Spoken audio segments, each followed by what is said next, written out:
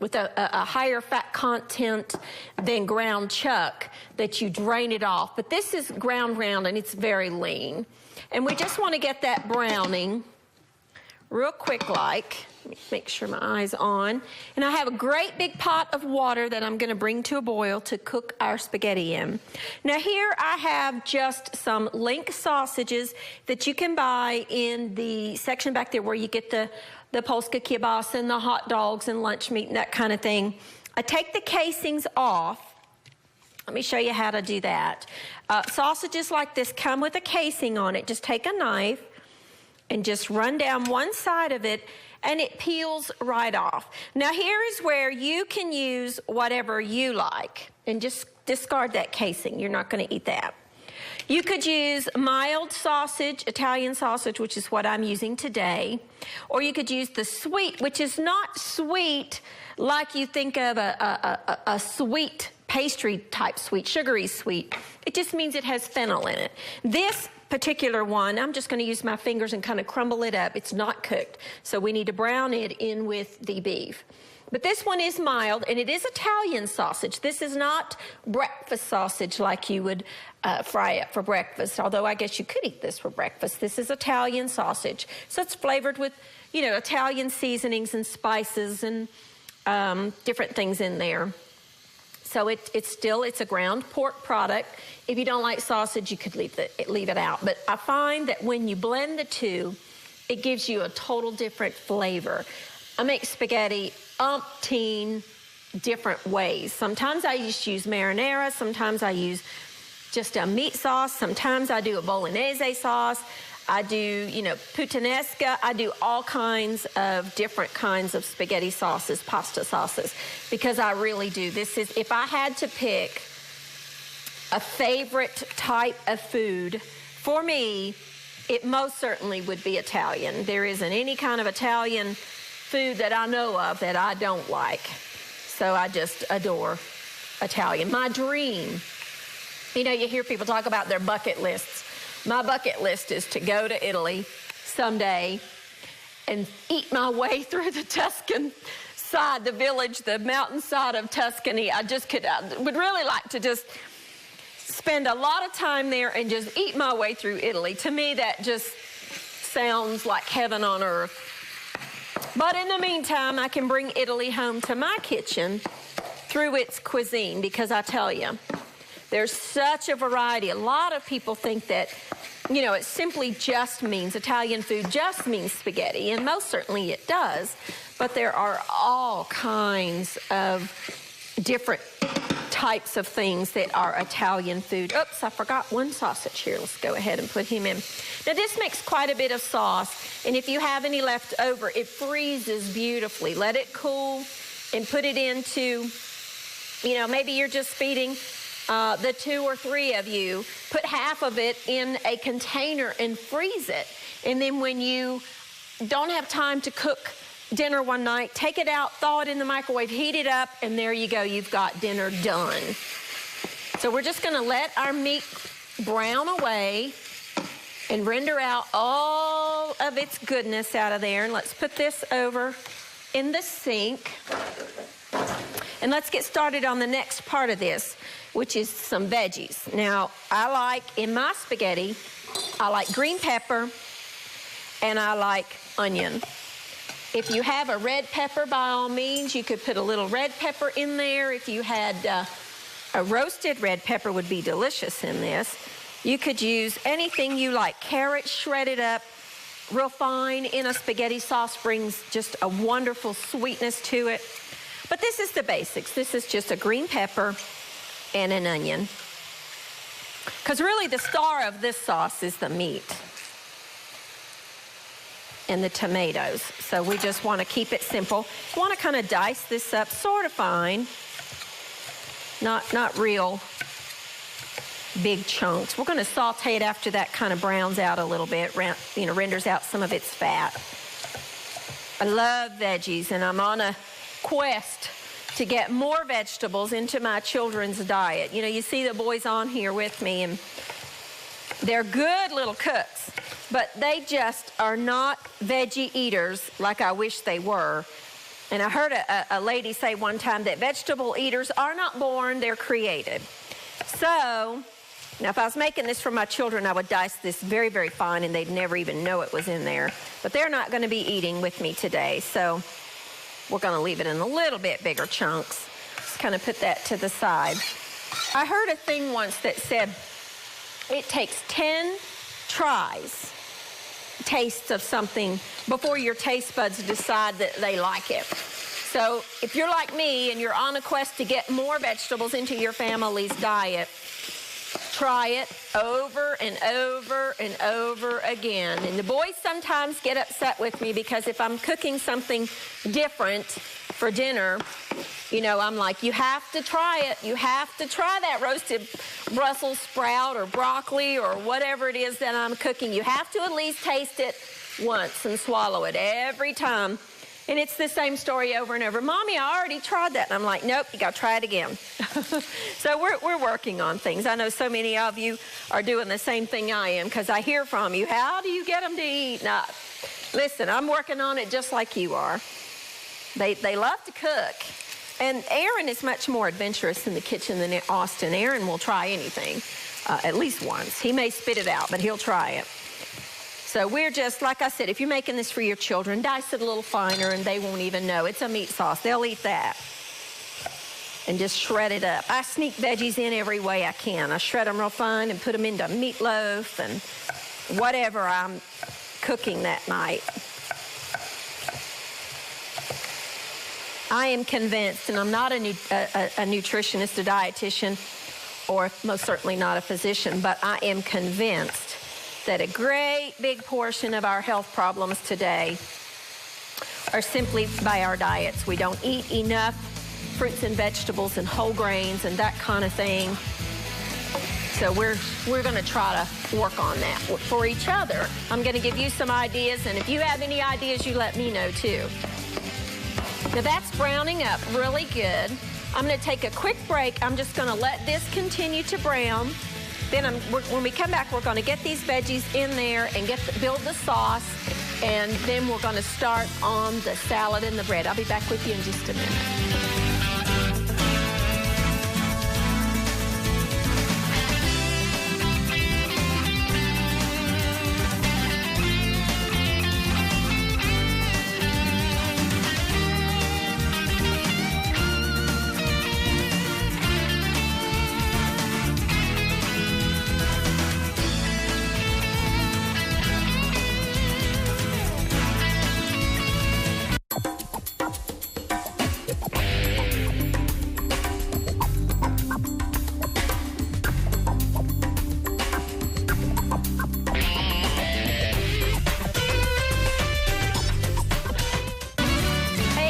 Welcome back. Now we're going to add our onion to our browned beef and sausage, our onion and our green pepper.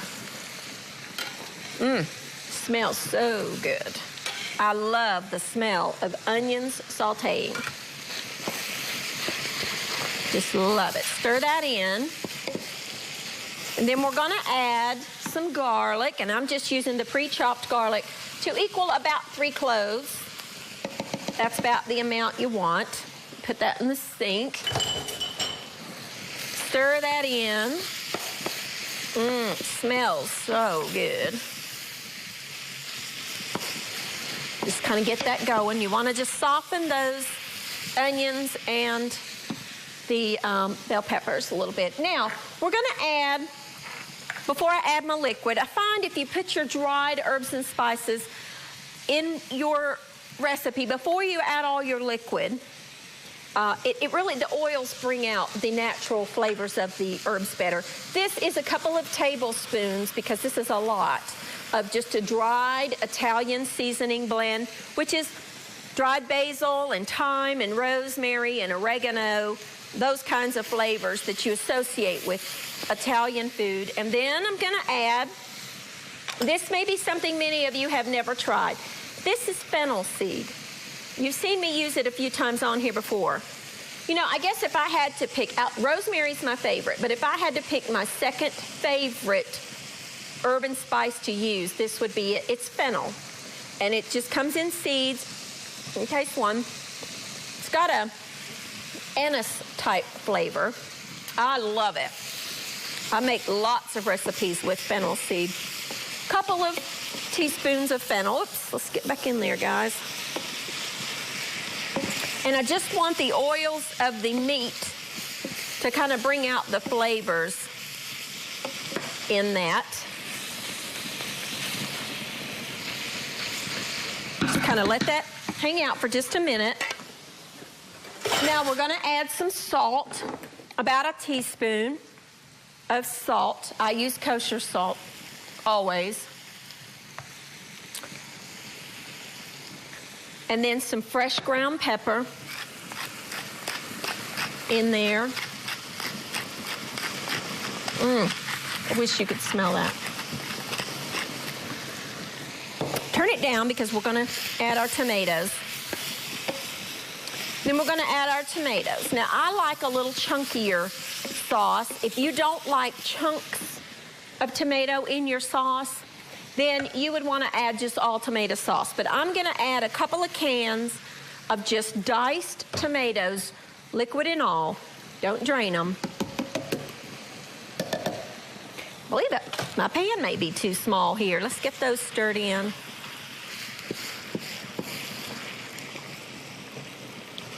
My water's boiling away over here for my spaghetti. And then I'm going to add a big 28-ounce can of tomato sauce. So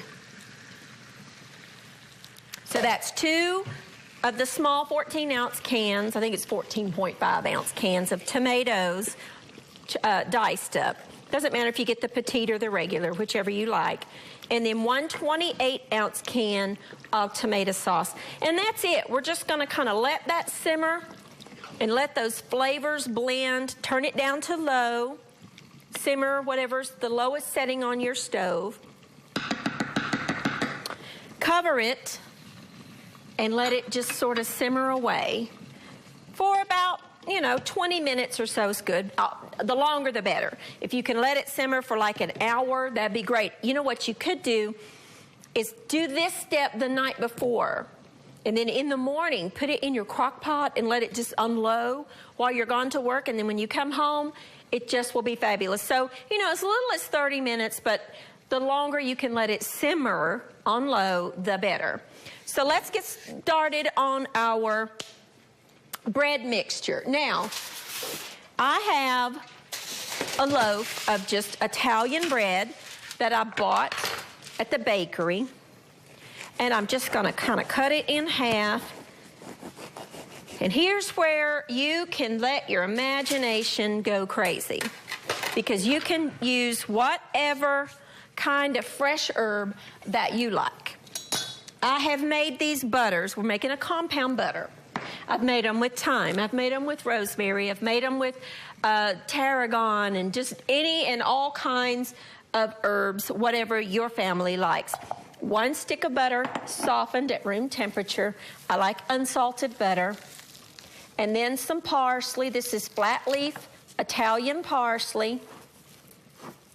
Yeah, let's see here. Let's get, about, I don't know, 1/4 of a cup. It brings such a earthy, grassy, if you will, flavor. I love flat leaf parsley. So many people think of it only as a garnish. And I find the young tender shoots up next to the stem are fine. You don't have to pick off all those little leaves. Just cut up the stems with it. Mince it kind of fine. And we're going to make a compound butter. In the summertime, I have on my back deck at my house, I grow a little herb garden just in flower pots. And I just grow all kinds of different things. And what I will do is, herbs tend to multiply very, very quickly. And as they get more than what I'm using, I will take butter, soften it, and I'll make my compound butters using whatever kind of herb I want to, and put it in my freezer. And then when I'm having a piece of grilled meat or bread, toast, whatever it is that I want to put it on vegetables, then I take my compound butters out of the freezer, and they've got their fresh herbs like you would get in the summertime. Because, herbs sometimes can be a little expensive. if you buy them in the grocery store. So I encourage you, if you've got a flower pot, flowers are beautiful and I love them, but take a couple of those flower pots, get you some little seed plants anywhere. Any place that sells flowers basically will have the little herbs, you know, for $1. And then put them in your flower pot and let them grow in a sunny spot. Pinch them off. The more you use them, the more they'll grow. And we're going to add this to our, you know, I got a little more than what I want. So you know what I'm going to do with the extra? Put it right in here in my sauce. That'll be delicious. Just let that simmer in there. That'll be so good. I use unsalted butter, so I am going to add just a touch, maybe 1/4 of a teaspoon of salt and some pepper. I'm just going to stir this all together, mix the herbs in with the butter. Take a fork and just kind of mix it all together in there. Smash it in with a fork. Your butter needs to be at room temperature. If it's not at room temperature, stick it in the microwave for just a second. Don't do too long. You don't want it to melt. You just want it to be softened.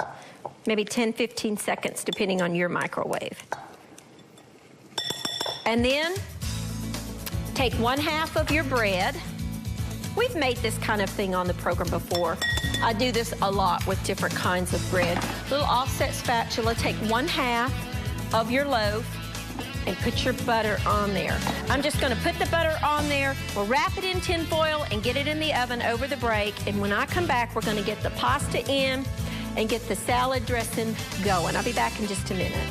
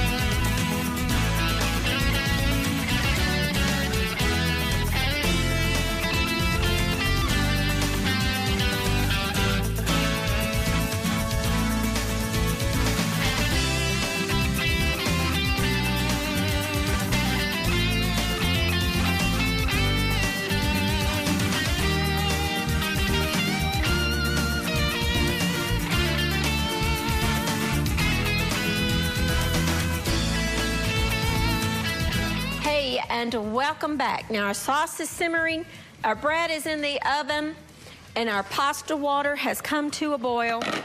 Always, always, always salt your pasta water after the water comes to a boil, liberally, couple, 3 teaspoons or so.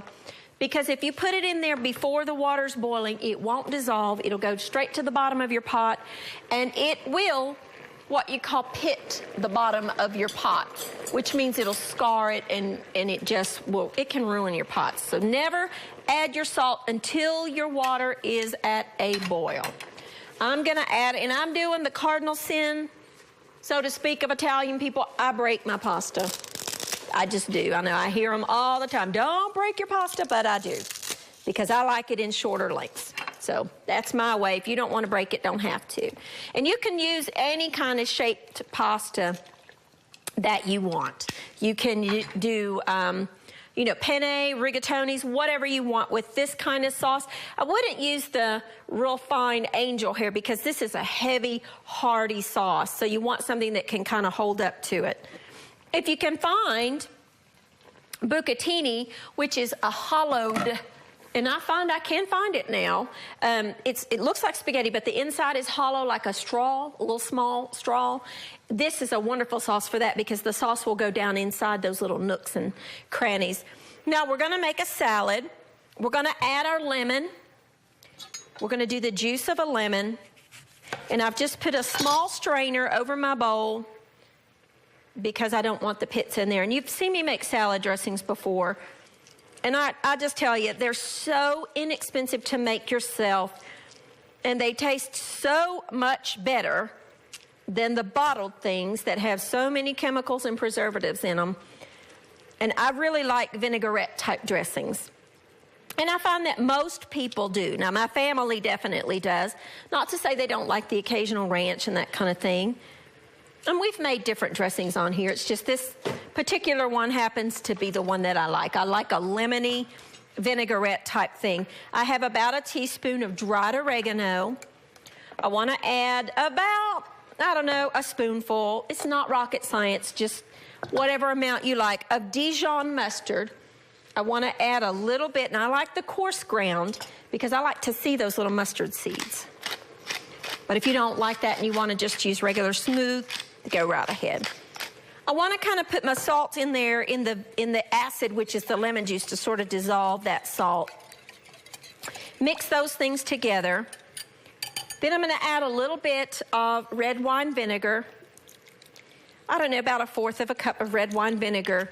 Now my taste tends to run a little more to where I like the acidicness of dressings. I like it to be a little more vinegary. If you like it a little less vinegary and a little more smooth with the olive oil, then just add a little more oil than what I do. Then while I'm whisking, this is the place you want to use your extra virgin olive oil for flavor.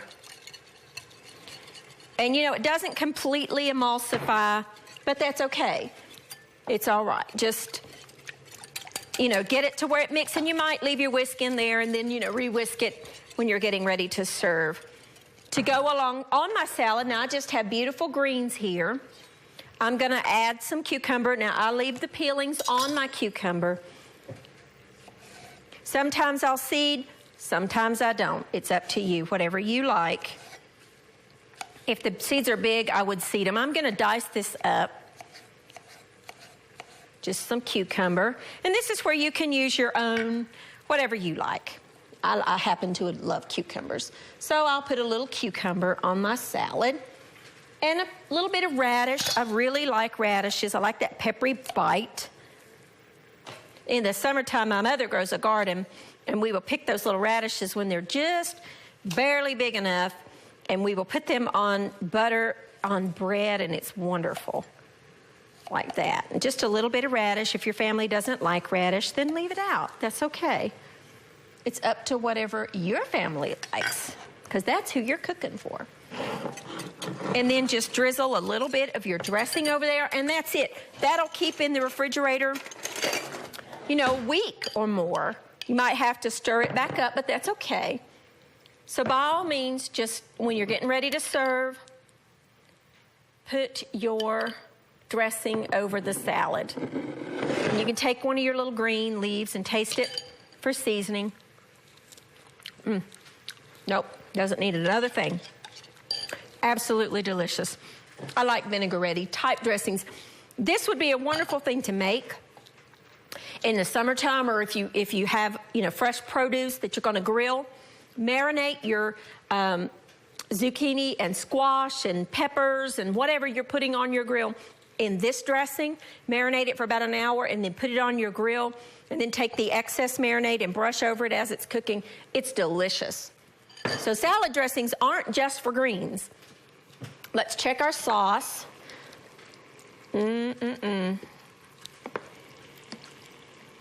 It's just simmering away. Our pasta's cooking. Let's check it. And our bread is probably about ready to pull out of the oven. Let's see how our pasta's doing. There's only one way to tell if pasta's done. Much to taste it, and it needs a couple more minutes. We're just going to let that cook. Let's get the bread out of the oven. All right, now our pasta's done, our sauce is done, our salad is done, And our bread is done. So we're just gonna put some of this sauce over the spaghetti. Oh, so good. And then you cannot have spaghetti without cheese. It's just not, at least at my house, you can't.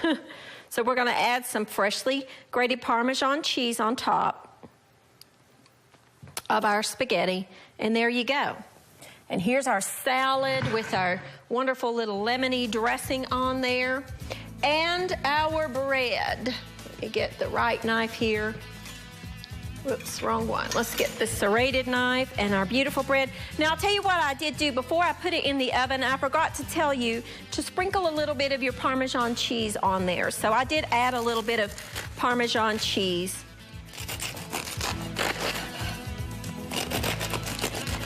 To our bread. And then just serve it alongside your spaghetti. Look at that beautiful little mixture in there with the cheese and the parsley and the butter. Couldn't be better. There you go, an easy, quick, simple, and fast cooking spaghetti with 2 meat sauce, a salad, and some beautiful bread to serve your family tonight. Thank you for joining, and I will see you next time on Everyday Manna.